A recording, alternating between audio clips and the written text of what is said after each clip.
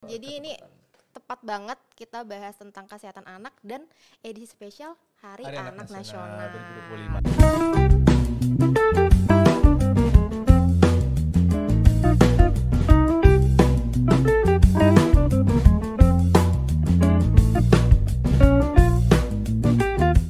Halo sahabat Hermina, kembali lagi di podcast Hermina.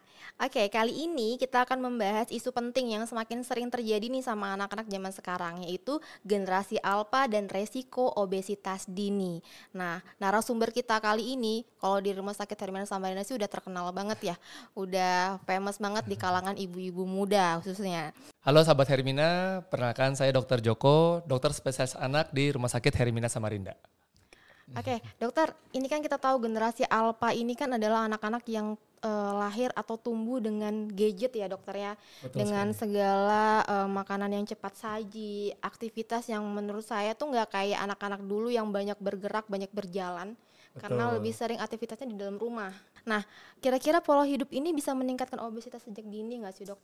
Oke, baik. Jadi pertanyaan menarik ya dari Kanispi. Nah. Baik, untuk hari ini tadi pertanyaan kan menyangkut mengenai gen alpha ini ya. Nah, ini lagi marak nih sekarang nih. Jadi memang gen yang boleh kita katakan gen yang paling terupdate lah. Maksudnya apa dok terupdate?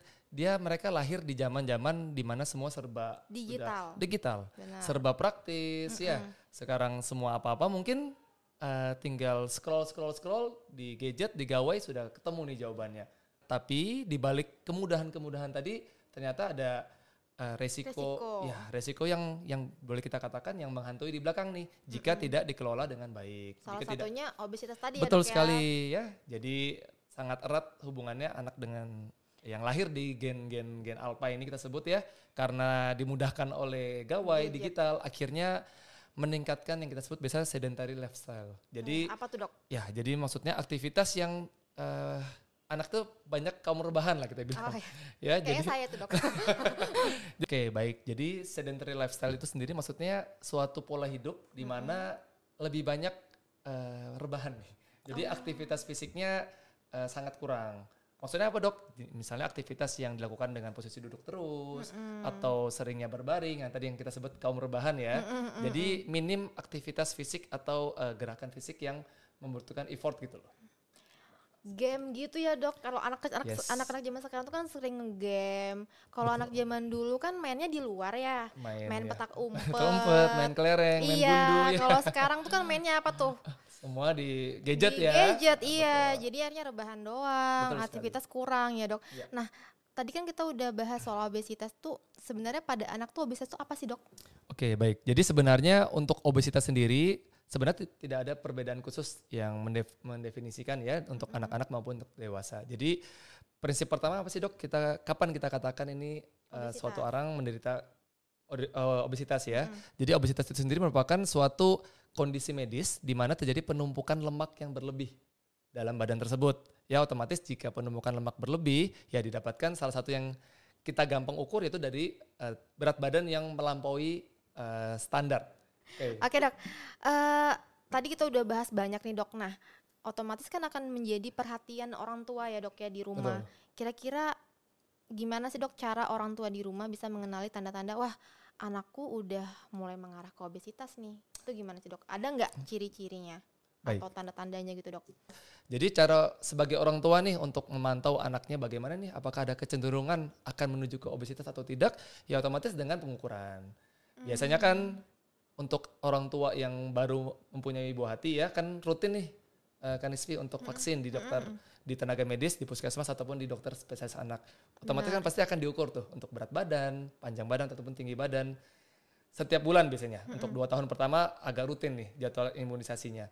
Nah jadi jika saat penimbangan ternyata kok mulai melonjak tinggi nih, melebihi dari yang target seharusnya yang dicapai di usia tersebut, ya biasa dari tenaga medis akan pasti aware nih. Akan warning dulu nih ke orang tua.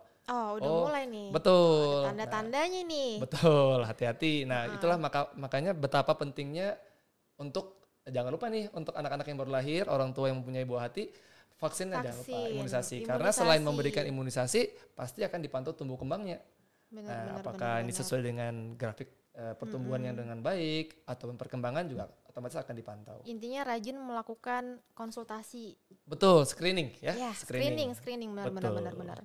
Boleh nggak dok sedikit jelasin kenapa sih imunisasi itu tetap penting untuk anak-anak khususnya generasi alpha nih? Oke, baik. Nah ini untuk kalau kita bahas imunisasi ini juga topik yang sangat penting ya. Benar. Jadi imunisasi sendiri sebenarnya mau dari generasi X, Y, Z, Tetap penting alpha, ya dok. beta selalu penting ya. Cuma memang namanya ilmu pengetahuan itu selalu ada yang baru ya kan terus berkembang ya. Berkembang benar. Jadi apalagi untuk yang gen alpha sendiri sudah banyak nih beberapa imunisasi yang tambahan yang baru. Oh ya benar. Ya, jadi tetap wajib untuk dilengkapi ya. Benar. Kalau ditanya apakah wajib, apakah penting ya semua Semuanya vaksin penting. pasti. Ya. Pasti kan Benar. saya yakin orang tua tidak ada yang menghendaki buah hatinya terkena suatu penyakit lah. Benar. Jadi jika bisa diberikan imunisasi ya otomatis akan lebih baik dan lebih Udah nih tadi udah dibahas obesitas itu apa, terus tadi juga udah disentil imunisasi itu tetap penting. Apalagi dengan generasi alpha dengan segala kebiasaannya sekarang itu gimana. Kalau gitu apa sih dok langkah konkret yang bisa dilakukan para orang tua di rumah untuk bisa mencegah terjadinya obesitas dini ke anak-anak? Jadi sebenarnya pada orang tua di rumah bisa loh ya. Jadi untuk meminimalkan supaya buah hati kesayangan tercinta tidak mengarah menuju ke arah obesitas ya. Tentunya tadi yang paling penting kan screening ya. Benar. Jadi untuk di rumah apa yang bisa dilakukan dok sebagai orang tua? Yang pertama pasti tingkatkan aktivitas fisik. Oke, tingkatkan aktivitas fisik. Betul. Nah aktivitas fisik sendiri sebenarnya dari rekomendasi yang dianjurkan ya dari Asosiasi IDAI itu untuk anak di bawah 1 tahun minimal 30 menit nih aktivitas fisik. Oh, Jadi sebenarnya di bawah 1 tahun betul. 30 menit. Ya, jadi aktivitas fisiknya Anak di bawah 1 tahun aja harus ada aktivitas fisik gitu betul. ya. Oke, terus? Jadi aktivitas fisik untuk anak di bawah 1 tahun ya nggak usah muluk-muluk, jangan diminta nak push up satu tahun juga nggak mungkin ya. Mungkin. Betul. Jadi minimal kita bisa misalnya latihan tummy time atau merangkak untuk iya, 0 benar. sampai 5-6 bulan latihan merangkak tummy time. Ya, jadi tadi batasan 30 menit itu bukan yang maksimal, tapi kalau bisa lebih dari itu lebih bagus. Oh, oke. Senyamannya sekecil. Sekecil Ya. benar. Jadi tentunya semakin bertambahnya usia ya aktivitas semakin ditingkatkan. Bahkan di atas 1 tahun ya minimal 60 menit aktivitas fisik ya. Yang derajat sedang atau berat seperti mulai kan di atas 1 tahun sudah mulai latihan berjalan ya. Sudah mulai mengeksplor sana sini nih. Nah, jadi jangan dibiarkan sang anak itu duduk misalnya Dikasih diranjang. HP gitu Nah, ya. itu dia Itu gawai. bahaya banget. Betul. Gadget gawai itu salah satu momok yang hingga saat ini belum dapat kita singkirkan nih. Iya benar sih Ya, dok. sebenarnya mungkin orang tua bukannya sengaja untuk anak-anak di bawah 2 tahun nih misalnya dikasih gadget untuk supaya anaknya anteng dok. Sebenarnya bukan sengaja, mungkin karena ketidaktahuan saja. Ya, tentunya tetap boleh menggunakan gawai, tapi tetap didampingi. Oke. Jadi bijaklah menggunakan gawai, Gawai. karena kan nggak mungkin nih anak-anak baru lahir nih misalnya umur 1 tahun, dia belum mengerti apa-apa, langsung ngomong gini, Papa, Mama minta HP. Iya nggak mungkin. Aku mau, Ajaib. iya, saya mau Takut nonton saya. YouTube. Nah, nggak mungkin ya. Iya benar. Supaya anaknya anteng, ternyata dampaknya akhirnya jadi berlanjut tuh. Berlanjut. Ya dari sedentary lifestyle meningkat, kemudian resiko tadi yang kita bahas kan obesitas ya.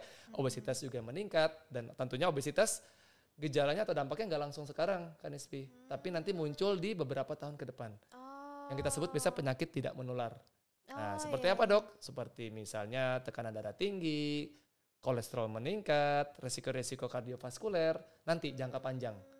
Nah, tentunya Bahaya kan banget dong, betul Dok. sekali. Tentunya kan pasti saya yakin semua orang tua tidak ada yang Nggak ada menghendaki yang mau. buah hatinya menderita penyakit-penyakit seperti itu.